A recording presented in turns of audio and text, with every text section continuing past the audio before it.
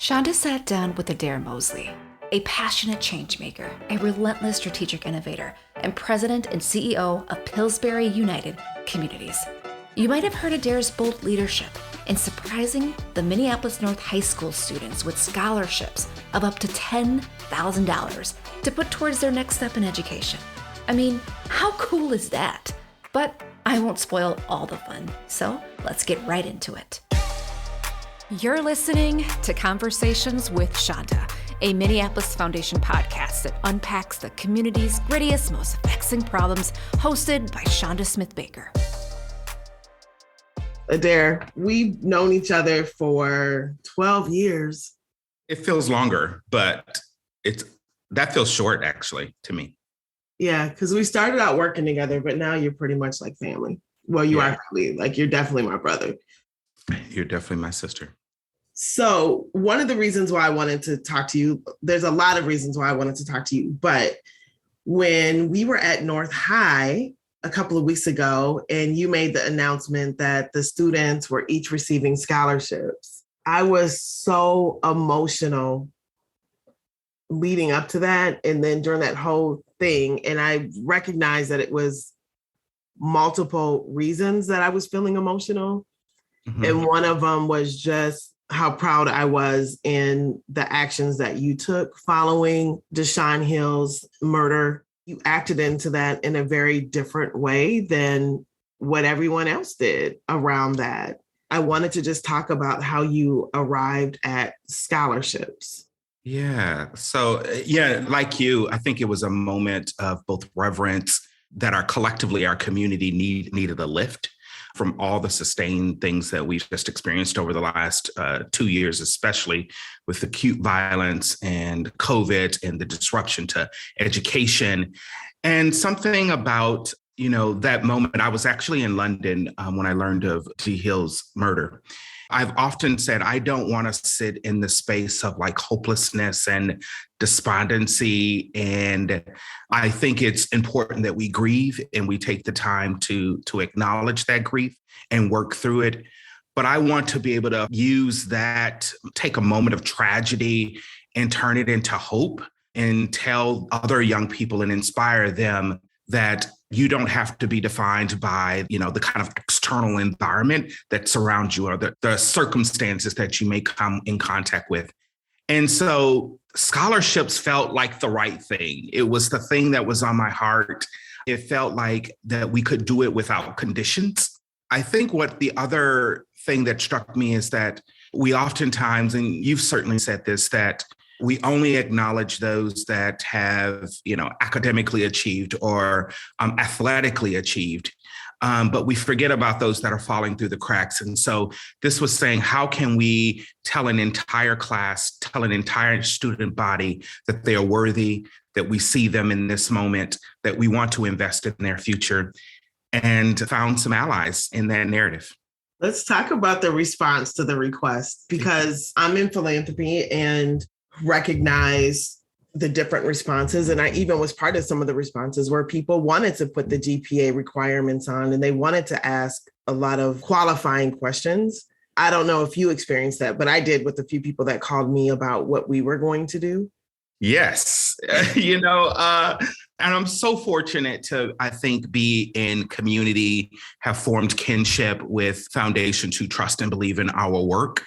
But I know that has been decades in the working, right? That I inherited from you. A lot of institutional relationships, a lot of people that say Pillsbury is about action, and we're moving from this place of ambition to action. And so I was relieved and heartened that some just jumped on it and say, whatever you need.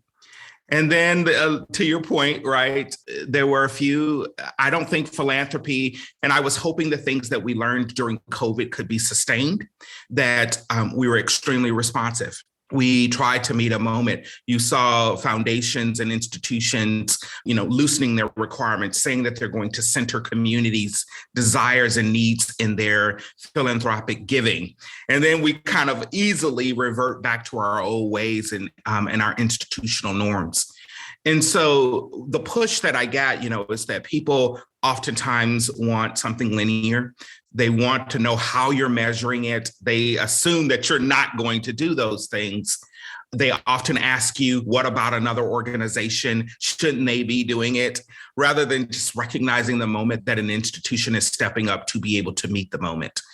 But I think I've worked up this thing now in my career to be unapologetic about the things that we need and that our communities need. And you're either on board or you're not. And, I think early on in this, it was personal. I would take a lot of time trying to convince people.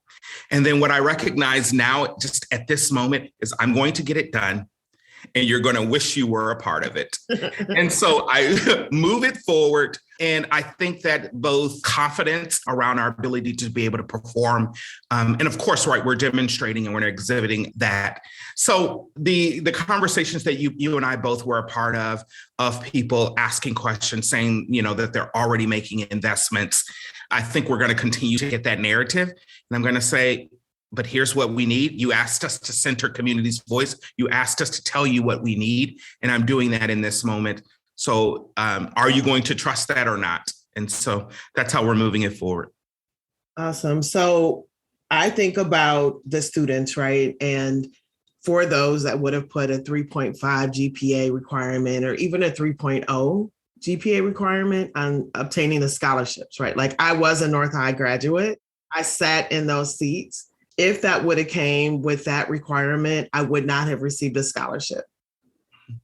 And there were other scholarships that I not received. Like I wasn't you as a student. You were like a student. Like I was good. I was good, right? I was smart. And I often will say I was a very smart kid that just was uninspired with the delivery, right? Like North High was a great school for me. I was very good. Like I loved to read. Math wasn't so much my thing. That's where I plummeted a bit. But point being is that I took a bit of an untraditional path of, getting married, having kids, and then going to school. And I have said this before on the podcast that I applied for a job. Yvonne Olsen called me and said, this requires a degree. And my response, with a great deal of confidence, which wasn't really confidence, it was my straight up survival instinct of I have to take care of these kids, basically responded with, I think you need someone to get the job done. I can do that. You can decide if they also need to have a degree. Call me back and let me know, basically, right? To Tony Wagner, who allowed me to unfold by presenting things in front of me that may not have been usual. I may not have had the pedigree at that particular moment. And I think you have a bit of that same story. And so often I think we make decisions on who we think will be successful or what those conditions are. And I'm 100% confident had I gotten a scholarship, I would have succeeded. You're pointing out so many things. And I just think the rewiring and the reframing of how we think about success and how we define it, that needs to permeate all of our systems. And I think when we reconstruct that, right, then kids will be able to see their full potential. But oftentimes we put people in boxes, right, that just don't allow them to flourish and realize their full potential. And again, back to that kind of without conditions. And I think that so many things we do for people, especially through, the human services and philanthropic giving, is with conditions.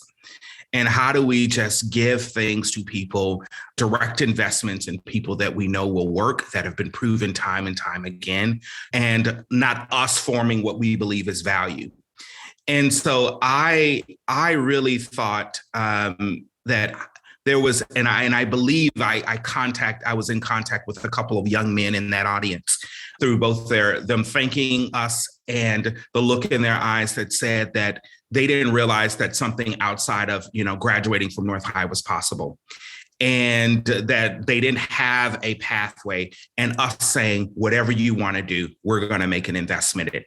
And go and explore, right? Take the class, go to a 2-year college, whatever that defined pathway looks like for you is the right path. And so I think that we need to do more of that, right? Showing people. It was a great example to have Houston White and Jamea Staples and you, people that came out of that school, right, all taking very different paths.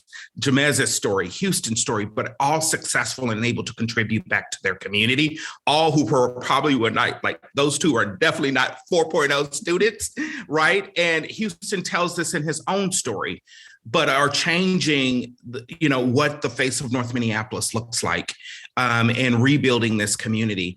And so it was by design to pick you three. It was by design that it was without conditions, all of that by design, so that every child could see their full potential. Mm-hmm. Some of those young men have been to my home and I've heard them talk about like what's next. And it's a really scary period of life when you don't have clarity. And I can't even imagine those seniors, their last normal school year would have been their freshman year? Yeah, or coming into sophomore, freshman or. Yeah. And so what does it mean to like not be in school, not to have everything that past students would have had in terms of interactions, in terms of daily class, in person, to being fearful of, how is this pandemic going to affect me and my family? Just the instability. I can't even imagine those conditions. And I do think that we need to be thinking differently, and being inspired by what you did, but also thinking differently about how we support these students, knowing that they're in conditions that we haven't seen before. So how do we then match the support in the structure and the systems around them for them to continue to flourish in what may not be normal for a while? Yeah, absolutely. You're right. This is the new normal, and we're constantly reminded daily of just the mental health strain. And also when you're living in a community that has been categorically disinvested in or a narrative written about it that starts to seep into your consciousness of how you see yourself and where you live. And so I think the young people in North Minneapolis, but in other parts of the country, right, who are constantly bombarded with a narrative about who they are and they're in the place in which they call home, layered on top of being in COVID, layered on top of, right, educators and systems that can't get their act together to better serve our young people, is just erodes and continues to erode, I think, at that potential that we're describing. One other thing I'll add is that I know that this was the right move because of the notes and the, kind of stories that have come from parents. A couple parents have reached out and said, I was sitting at the kitchen table figuring out how I was going to make it. These are verbatim words, make this work for my daughter to go to school. And this came in. And lifted. I've gotten messages from a kid that's going down to Arizona and said, I can focus on my studies. I won't have to work as much, right? And so I can prioritize school. I got a letter from a kid who said, I left North last year, but I really need this scholarship. And so, it's just reverberating throughout the entire community and in just so many positive ways. And so how do we do it 10 times over? Right. Adair, did you expect the response? Oh, I think anytime, right, you give away money, I think you expect some sort of response, but I just have appreciated the authenticity, the gratitude that we often don't show our young people expressing, right? Teenagers. And so it has taken me aback a little bit that they are out here writing notes and letters and emails and sending them and, having some agency around that, whether pushed by parents or on their own. And so that has been a little bit surprising because that's not oftentimes how we describe today's teenager taking that level of initiative. Yeah, I hear that. So embedded in what we were just talking about, or you were just expressing, is around narrative change. Mm-hmm. And there's this thing of, I'm speaking for the voiceless or whatever. And that phrase has always bothered me because people are not voiceless. People, systems don't listen, right? And I'm here to help systems listen better to the people that have been speaking to you, whether or not it's been with their actions or their voices. And a big piece of the work that you have been doing has been on narrative change. And we had the privilege of working together with Rethinking North News. Mm-hmm. And I remember the moment, the opportunity sort of came, I was noodling on it, we talked about it. And I remember when it clicked for me, and I believe, and this is bad, but it was either Michael Brown or Trayvon Martin. And I was listening to NPR about how everyone now is a journalist and people just repeat what they see. But there needs to be some critical examination on whether or not, number one, it's true, number two, on the solutions, and just not forwarding someone else's words. And so what does it mean to have a community that gets its news from social media? What does it mean to develop critical thinking? What does it mean to examine issues within the community by people from community? And it was just a fascinating conversation that had me be 100% certain that North News was one of those ways to do that. And so you took that and have really made it quite successful in the way that it is being implemented. But you've also been focusing a lot more, expanded sort of that narrative change work. Can you share a little bit about that? Yeah, to your point, narratives have just, and I see narratives as one of those levers of kind of systems change, right? Because it informs our perceptions of people, place, race, poverty, all the things in which we oftentimes other, as often described in the place. And the more we can have communities being able to tell their own story about people in place, right? That authentic message coming from the people with lived experiences, I think it gives us a more enriched view into oftentimes what we don't, because it's shadowed by sensational headlines through more mainstream media outlets. And so, exactly to your point, North News, KRSM, the theater, the documenters work, all of which we've now been able to create our kind of own media enterprise, but centering community's voice, thinking about individuals who have not had their stories told in the most authentic and truest expressions of how they would tell something about themselves, and giving platform to people has been the most powerful thing. That this agency is able to create the conditions to be able to lift up the stories of those sometimes unsung heroes, those who have important narratives to be able to share. And now many people leaning on us to be the trusted kind of messenger. Because we've centered community's voice, we're allowing community to tell its own story. I remember when Kinsey took over North News, she did something quite unprecedented, because oftentimes journalists will not share their stories. One of the things that we did was, as we interviewed people, we shared the story back with them before we published it. And we said, did we capture you right? Are these your words? And that's kind of somewhat a no-name in kind of journalistic integrity, right? But how important that is. How important to ask people, are we representing your story correctly? Is this how you want this to be presented? And that builds trust, confidence in a system that deeply is deeply polarizing,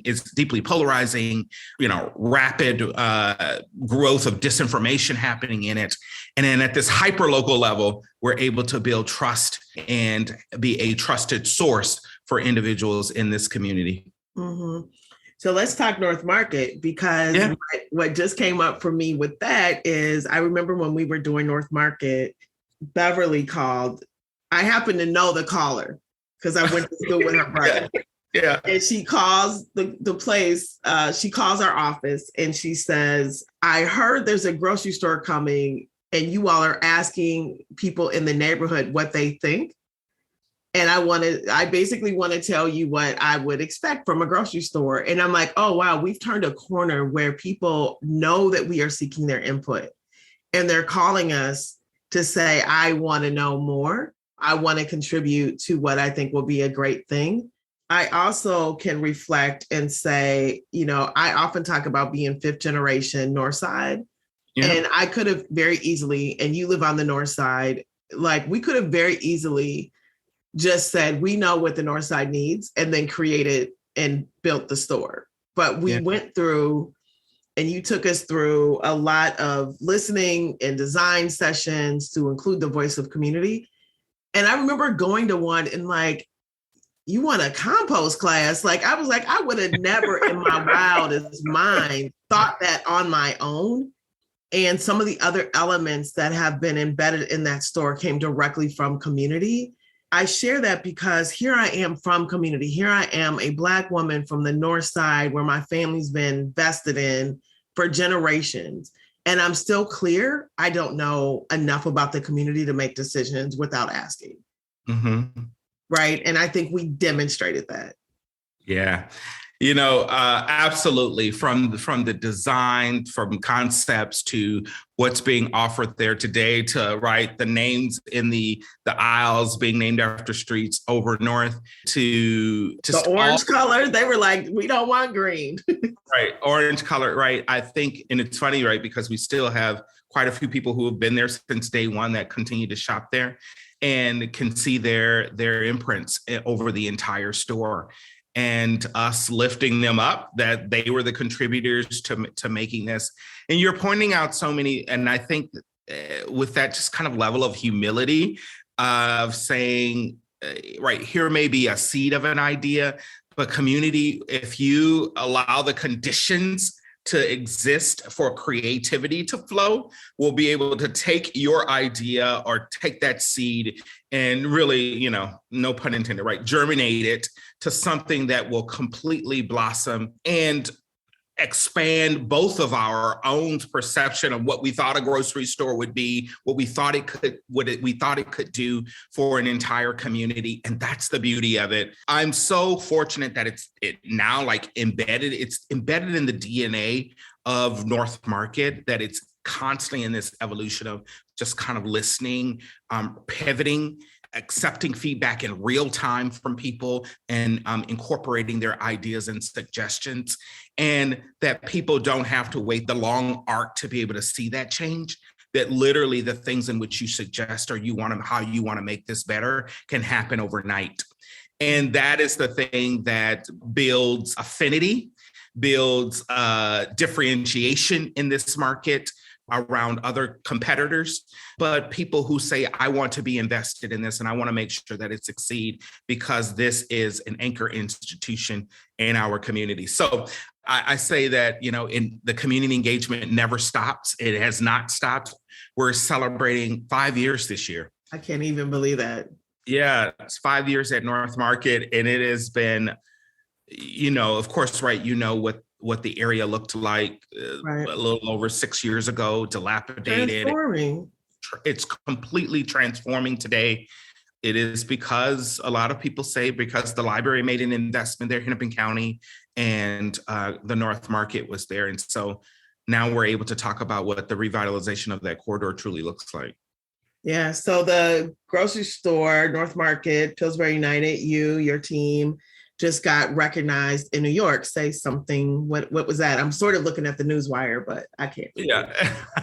Yeah. Newswire just came out. Mutual of America, which does an annual partnership award, recognized 5 organizations for kind of cross-sector partnerships and the ways in which they're partnering to solve any disparities in our country. And so we were one of the recipients of the award, largely because of our partnership with how we came together with North Memorial in the development of North Market. We were grateful to have one of the senior leaders at North Memorial present with us in New York to accept that award. And the message there is that, and I continue to say this, yes, healthy food access. Yes, it was the integration of health and hunger, of thinking about chronic disease management, diabetes, cardiovascular disease. Yes, it was But we also said it was the next community center. And it was the place to foster and build relationships and connections. And we see that day in and day out, with people wanting to host their stepping classes there, all the fitness classes that we've hosted. But I think the number one thing that it did was restore dignity. Say more, because we talked a little bit about that during the process, but say more. Yeah, because I don't think we recognize that it's undignified to get on a bus and go 3 miles outside of your community, like the basic thing of being able to access groceries.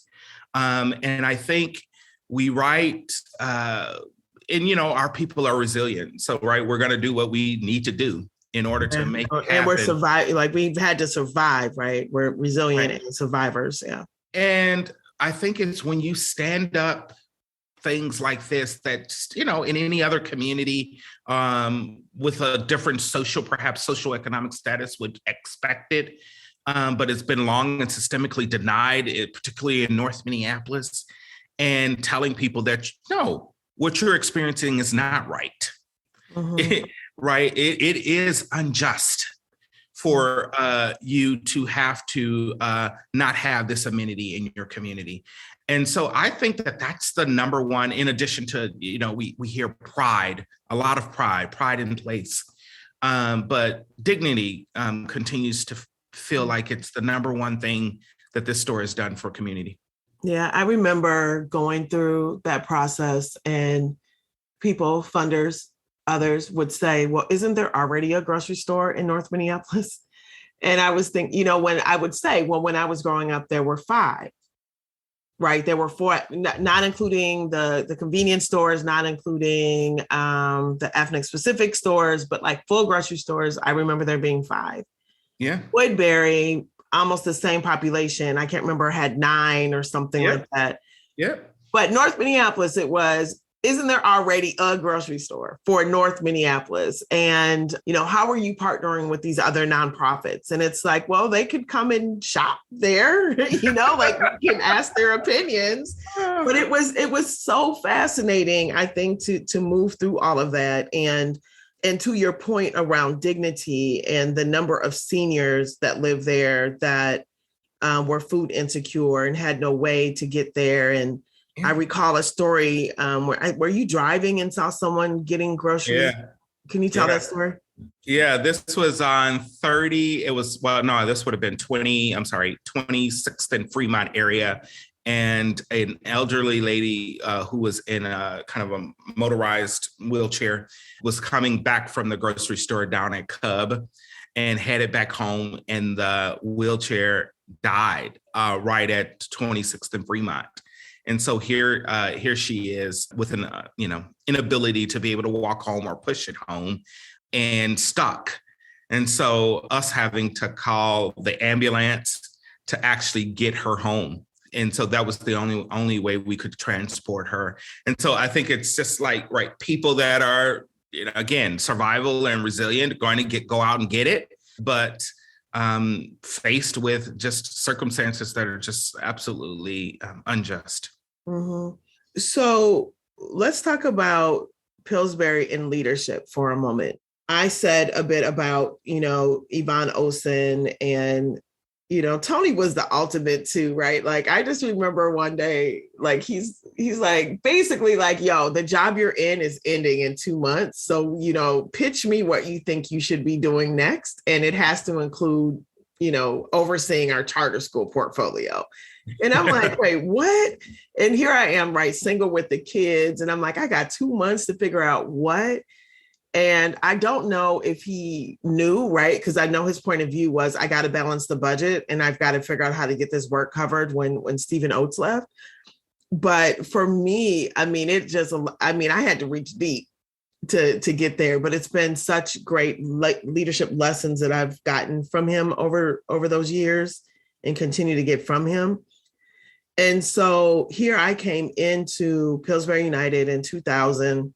I was divorced with kids, undegreed, right? And then 10 years later, I'm the CEO, basically 11 years later, the CEO. I have a master's degree. right? I'm remarried. I haven't got it all figured out, but I'm certainly on the path. I still don't, but I was on the path. But I was on the path because of the leadership of Tony in the culture of Pillsbury that will recognize talent and nurture it. Yeah. And then I leave, you become the CEO. It's a bit of an unusual tale of an organization that has two successors that came from within, unless you can think of another one. I can't think of one. It's funny because I'm coming right off of a conversation exactly about this with our dear friend, Susan Dreyfus, who was in New York as well. And she even noted, this kind of, it was meant to be, that doesn't happen often. And just acknowledging just this, both the synergy, the serendipitous kind of, and intentionality of fostering in leadership.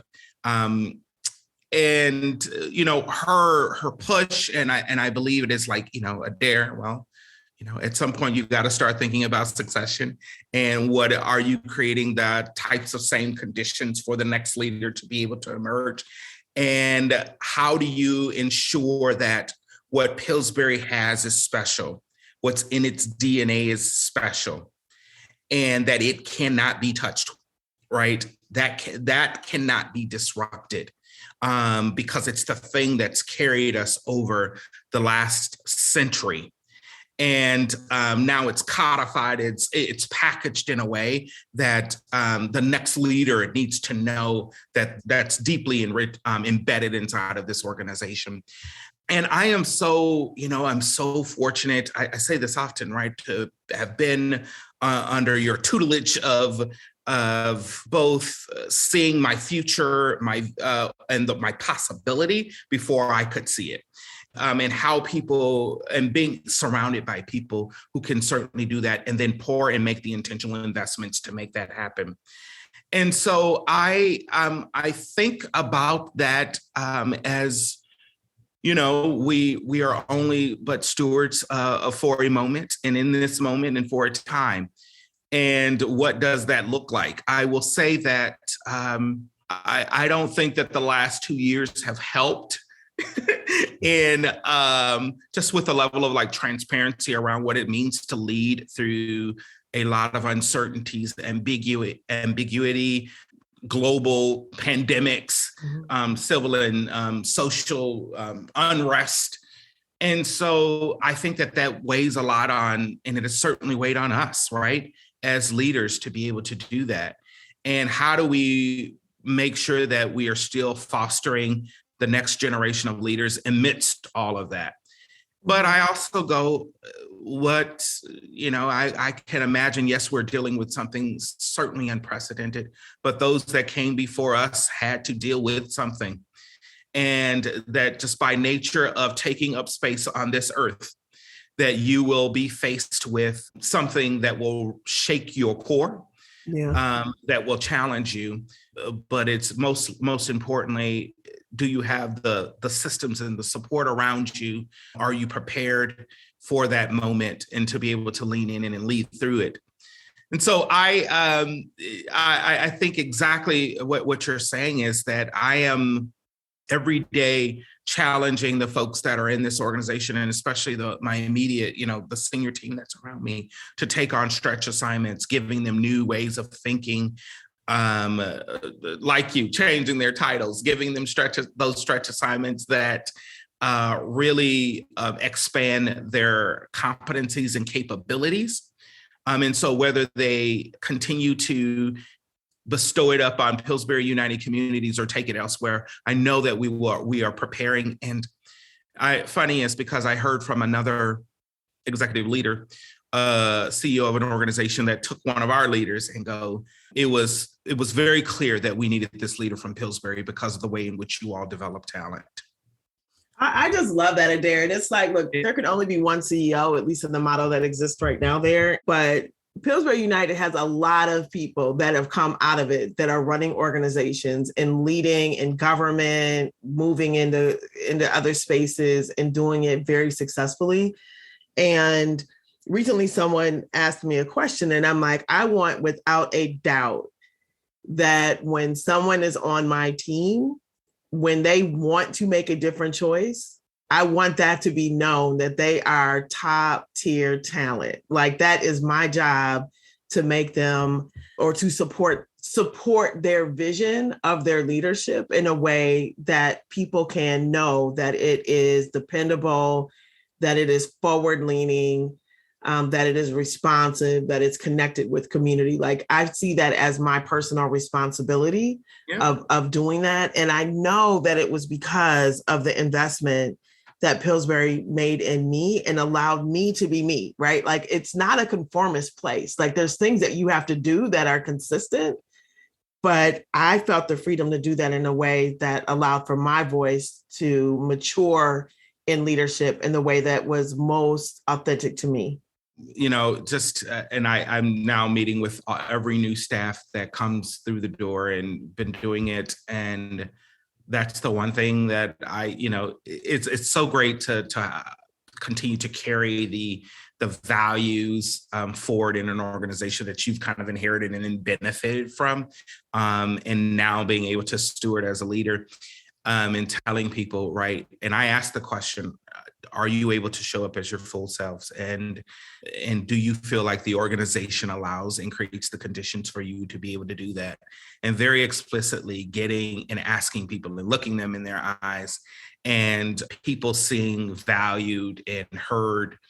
We have a staff person, non-binary, and who was very new into the role with probably a month or so, and needed to go through medical leave and other issues, and nervous about whether the job was going to support them, and were nervous about whether they could actually go and do something that was deep and personal and meaningful to them, and coming in and saying, don't you worry, like we are here to support you in whatever you need to be able to go do, and that you come back as the true you. Right. And so, and to get a note from this person saying that cemented, like that was it for them, to know that they had finally landed in a place that truly saw who they were, that they could fully show up as themselves. And so, like, how do we continue to do it over and over? Right. Every day is not perfect, but I'm certainly, I inherited it from you and we inherited it from Tony. Mm-hmm. But it's that thing that we don't mess with. That's right. So every day is not great, right? Like we're talking utopia right now, but we've had some moments. You and I have had a couple moments, but we made it through, right? Like a lot of times people will take those moments and do something different with them.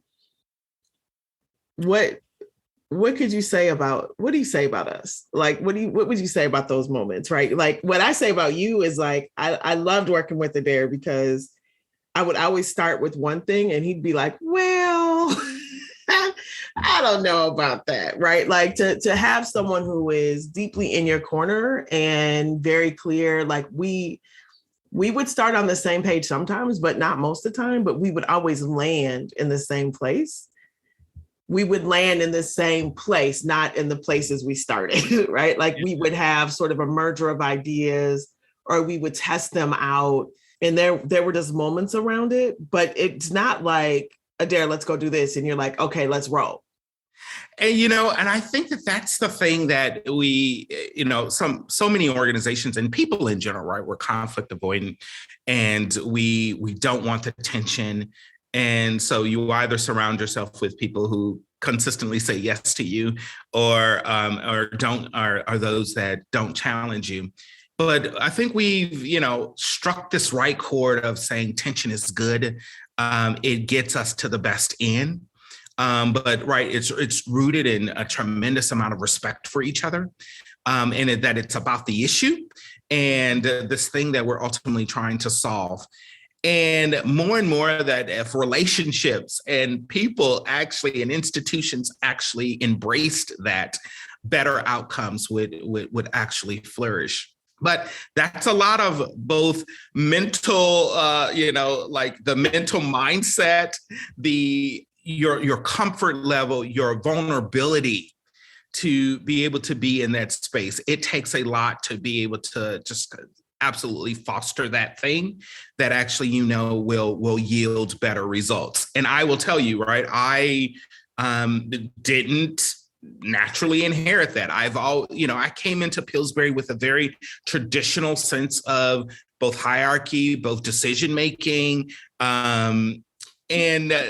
but being open and allowing yourself to just reframe, recalibrate the ways in which you think about those that are around you, building teams out that actually support that and people. It's one of my, probably one of my top 10 questions that I'm asking in an interview. Will you push back on me? What will you say to me? And when you don't, when you believe that there is perhaps you have a different opinion, and surrounding yourselves by people, but that does take a lot of vulnerability in leadership.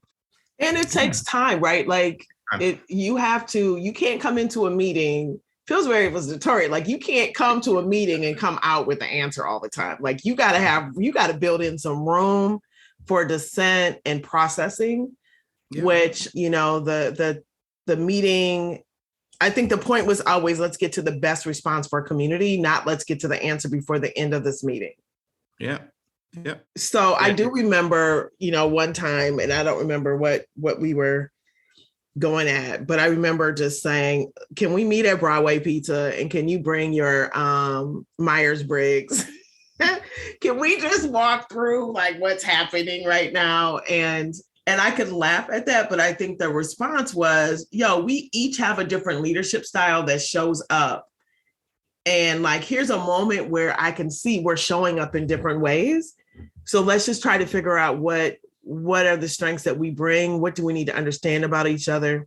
And how do we continue to learn as we evolve, right? Because I was not the same leader when you started with me in 2011 than I was when I left in 2017, and neither were you. Yeah. And so the investment was also allowing for each other to evolve. And, I'm really stressing this point because I think that right now culture matters, especially in the type of environment and context we're in now. And people are really weighing, where are they getting full benefit? Yeah. Do you remember that moment? I do. Yeah, that and other moments. Mm-hmm. But yeah. And, I appreciate that you both took control, created the space for that conversation to happen rather than avoiding it, saying, in one of the, certainly your specialties is in building teams, organizational design. And so knowing all the theory kind of behind what is happening in moments like this. And I think me bookmarking an article and saying it, and then you actually saying what the article said about the kind of mentor-mentee relationships that oh man, that one cracked me up. Yeah. And so, but exactly to your point that, leaning into that and asking and probing and actually sitting in that moment and asking leaders to both understand their own personal kind of leadership and then seeing how those things actually work together and focusing on how do you build the right teams are just kind of all crucial and vital steps to leadership. And you're right, our leadership evolves, right? And it evolves because of the external kind of circumstances that are around us and our ability to be able to meet the moment. And then we just evolve as humans. And that evolution is okay. And sometimes I think we see it as, as negative, but actually saying, yes, as people, as leaders, we should be able to evolve. And very, very fortunate that those were the conditions. Mm-hmm. One of the other things, Chanda, that I think has been so important, probably one of the, I keep saying top 10 lessons, but I think my top 10 is now like top 50 because I got so many insights. But one of the things about leadership that I have learned and carried and now understand more than ever of sitting in this seat is that I don't know sometimes people that work around you and under you don't understand, and we get extremely frustrated. We with perhaps other leaders' styles, the decisions that are being made. I am more empathetic as a leader today of other leaders than I have absolutely ever been. And one of the things that I try not to do is judge people's leadership. But no matter what I see because we don't have full context and we don't have the full picture. And we oftentimes don't have all the details of why a decision ultimately needs to be made. Now, I think that there are leaders that could have better communications strategies, right, for us to be able to understand the full context and picture. But I am today faced, and I think this was our relationship, but faced today with some of the things, and it's kind of like you're the mom, and like I told you, like your kids are. I try not to say that. I try not to say that, man. Yeah. But I'm like the frustrations that I have, and the walls that sometimes I hit as a leader, and rather I feel like I'm communicating some things 10 times and making sure that people understand it. And the things that I think I was unforgiving about, even under you, that I'm like, well, why isn't this? And today just have a deep appreciation for that. Once you're in the seat, right, people will rarely understand like the full context. They'll rarely understand the decisions sometimes that have to be made. And so I think that extension of more empathy is. I used to say, I would be, and I would come to you sometimes and I'm like, I just had a full meeting of people that said half of what they wanted to say. And then they're expecting me to make a decision with half of it, right? Like I get the most edited version because no one wants to say anything about someone else's work, but it needs to be said or something needs to be amplified so you can address an issue. So I'm always getting the edited versions of things and then people expecting me to have a full answer. And it used to just like, what does it take to like have the condition of like elevating what is not working is not personal. Yeah. Right. It's a business imperative. So that's one thought that I had about it. The other one is that I do believe that people will take a decision that maybe they would have approached differently if they feel like they have been heard or seen or they're in an environment where it is high trust. I think it's very, very different, right? I agree actually, very much with what you're saying in terms of the leadership role. You don't have the context of what you're managing with the board. You don't have all the information. And when you get in these roles, you become the leadership, right? You're not Chanda from the neighborhood. You're like, leadership is doing this to me. Yeah, exactly. Oh yeah. Yeah. And so you're like, wait a minute here, right? Am I the oppressor? Right. Are you saying right? Exactly. Like how did like my last position, I was down with everything. And this one, I'm the leadership, right? Like that's very hard to navigate when you have the mind and heart and intention and the receipts of like supporting and being in community. But you also have to understand that people have their concerns with leadership and institutions and systems that have been oppressive, right? So you get sort of burdened into that. Or people are thinking about what's coming up tomorrow, and your job is to think about where are we heading in our future. No more needs to be said there. Absolutely. So before we wrap, what do you think has been your greatest leadership lesson? I think one of the things is certainly that there's probably quite a few, is that leaders need to be present in especially moments of uncertainty and calamity, and that matters. And while sometimes we rebel against it, some days I question, right? Am I being too transparent? Ultimately, I know that it is a good thing. And so leadership is transparent, perhaps getting people to understand and not conflating sometimes the business decisions that need to be made is not an indictment on how I feel about people. But I do think that decisions need to be made with care and a great deal of concern for people, and making sure that people truly understand that I do care. I believe that you can do this work and lead with a tremendous amount of grace and extend a lot of grace. And so that it is, yes, they're the business components and business kind of principles of leadership and right, making sure, but then there's these things that just those intangibles that are so important to life, to the success of organizations, and leaning in and making sure that you spend time and care and attention to those things, because ultimately at the end of the day, that's the thing in which propels us.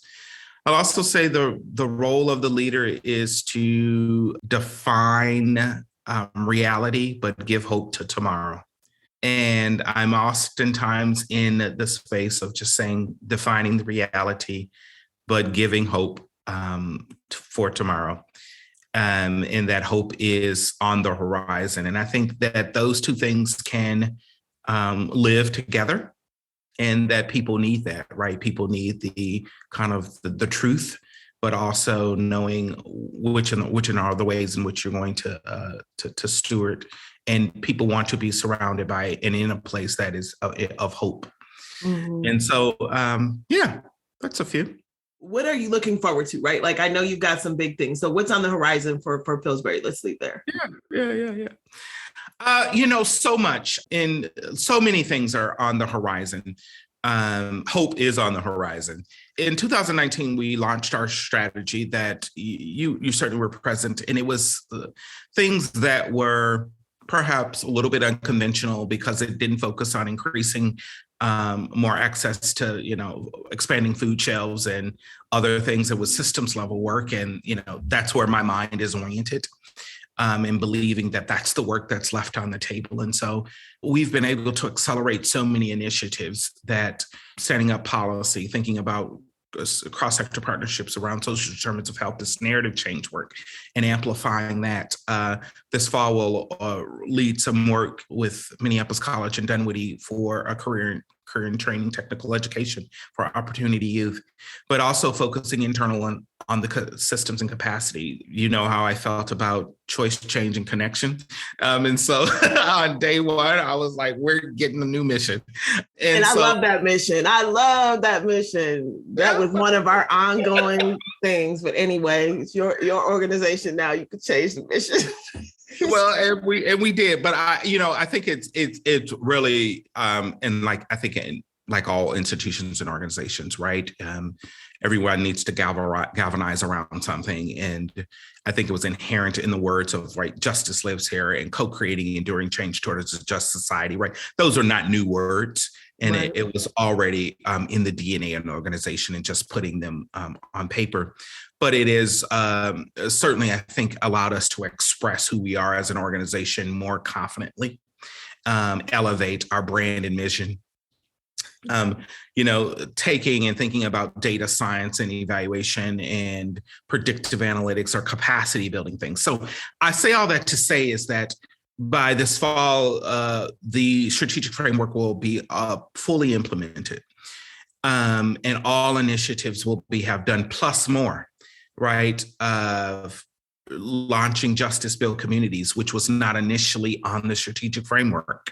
Yeah, and what is that, Adair? And Justice Build Communities is a community development corporation that we started following George Floyd's murder, thinking about the revitalization and rebuilding of our urban core, Main Street, the high street of our communities, and bringing in more Black and brown businesses, place-based economic development, the things that I think we've done for the past century, right, in big and small ways. And this is really, we've acquired quite a bit of land on West Broadway, some really innovative ideas that are coming forward of what we're going to do with those things. And again, back to that community engagement, we're proposing in one spot a fintech hub. It'll be the first of its kind in the state that's focused on the innovation of financial technology for entrepreneurs. And it's vertically integrated with banks and venture capitalists for Black and brown entrepreneurs.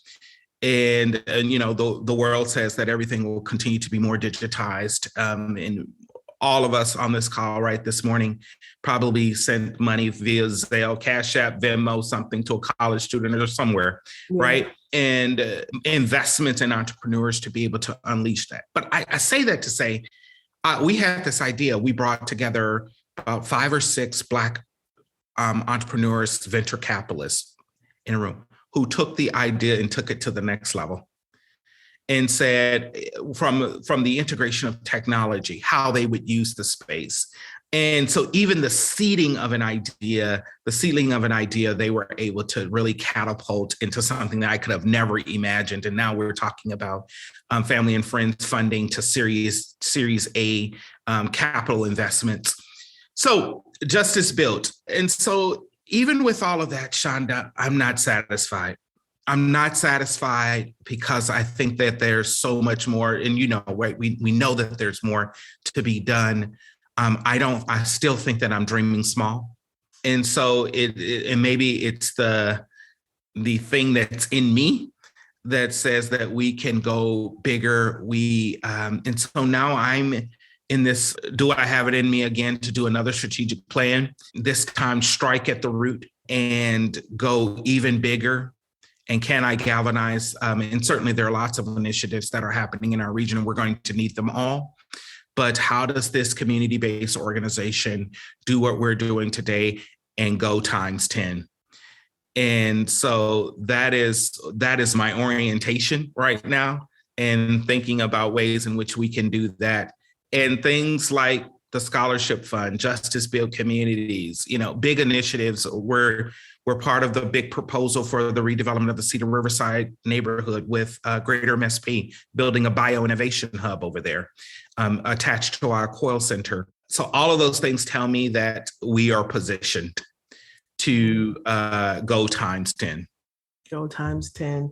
What I love about your leadership, what I love about Pillsbury United Communities and others is that, you know, you could stay with the core tenets of what makes that organization great, right? The co-creation, the centering of community, right? Reciprocity, like all the things that we learn that come through, like what a settlement house is, right? Like we didn't talk about that, but folks can look into that. But what the tenets of a settlement house still remain, but understanding, right, that like you have to continue to move as community moves. Like it's, you know, I think that that's what's been so great. And I think it's why it produces so many leaders, because there's always a new idea. There's always an exploration of something there.